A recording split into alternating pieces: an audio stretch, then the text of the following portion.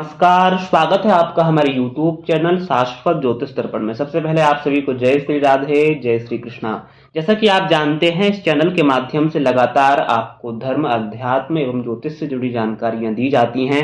उसी क्रम में आज का यह वीडियो श्री कृष्ण जन्माष्टमी को लेकर है। अक्सर लोगों के मन में कंफ्यूजन रहता है कि हमारे पास पंडित जी भी उपलब्ध नहीं है और ज्यादा पूजा पाठ मंत्रों की हमें नॉलेज भी नहीं है, तो फिर कृष्ण जन्माष्टमी को हम अपने घर में खुद से ही अपने लड्डू गोपाल जी की सेवा पूजा कैसे करें। तो आज के इस वीडियो में हम आपको बहुत सरल और आसान पूजा विधि बताने वाले हैं। एक एक स्टेप से आपको समझाने की कोशिश करेंगे, जिससे कि आप खुद ही अपने घर में अपने हाथों से अपने लड्डू गोपाल जी की सेवा पूजा कर पाएं। तो आइए स्टेप बाय स्टेप आपको समझाने का प्रयास करेंगे। सबसे पहले एक थाली में आपको पूजा सामग्री ले लेनी है, जैसे कि रोली, चंदन, अक्षत, फूल इत्यादि, साथ ही दूध, दही, पंचामृत, घी, शहद इत्यादि। पूजा स्थल पर धूप, बत्ती और दीपक आपको प्रज्वलित कर लेना है, यानी जला लेना है। इतना करने के बाद हाथ में अक्षत और पुष्प लेकर लड्डू गोपाल जी का ध्यान करना है।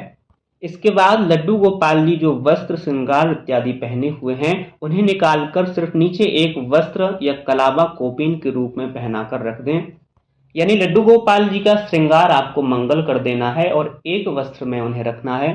इतना करने के बाद किसी फल या खीरे में अथवा किसी सफेद सूती कपड़े से लड्डू गोपाल जी को आप ढक दें। उसके बाद गर्भ स्तुति करें, यानी आपको ऐसा ध्यान करना है कि लड्डू गोपाल जी अभी गर्भ में हैं।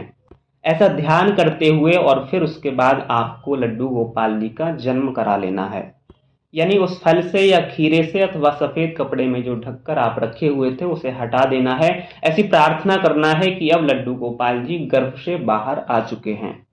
जब हमारे ठाकुर जी गर्भ से बाहर आएंगे तो अलग अलग द्रव्यों से उनका जलाभिषेक इत्यादि करना है।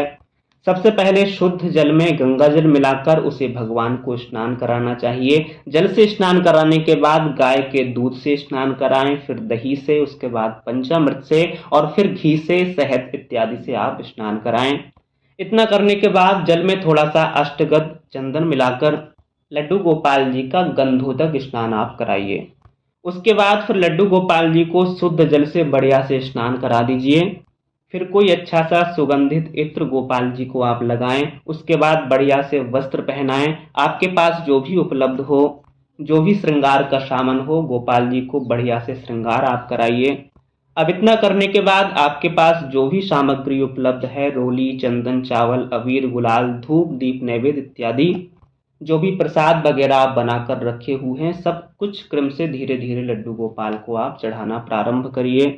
प्रसाद लगाने के बाद आचमन के रूप में 5 बार जल छोड़ दीजिए।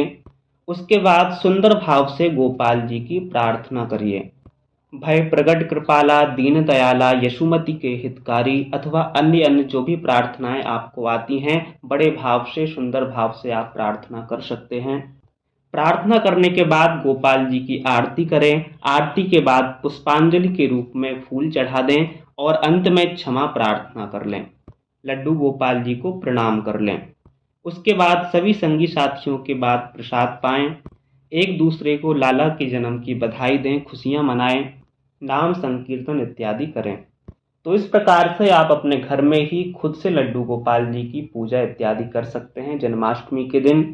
बहुत से लोग हमसे लगातार पूछ रहे थे कि जन्माष्टमी पर भगवान जी की कैसे पूजा करें, क्योंकि हमें मंत्र इत्यादि भी नहीं आते हैं, पंडित जी भी उपलब्ध नहीं हो पाते हैं, तो सरल और आसान विधि क्या है।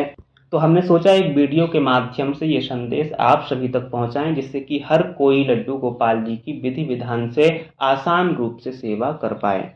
तो प्रिय दर्शकों, ये बहुत ही शॉर्ट में बहुत ही आसान जन्माष्टमी पूजा विधि हमने आपको बताई है। आशा करते हैं आपको ये जानकारी पसंद आई होगी। अगर आपको जानकारी अच्छी लगी है, वीडियो पसंद आया है, तो लगातार इसी तरह की जानकारी पाने के लिए और हमसे जुड़े रहने के लिए हमारे इस चैनल को अभी सब्सक्राइब कर लें। साथ में लगे बेल आइकन को भी प्रेस कर लें, जिससे कि आगे की सभी महत्वपूर्ण जानकारियां सबसे पहले आप तक पहुंचती रहें। इसी के साथ जन्माष्टमी महापर्व की आप सभी को बहुत बहुत मंगल शुभकामनाएं, हार्दिक बधाई। जय श्री राधे, जय श्री कृष्णा।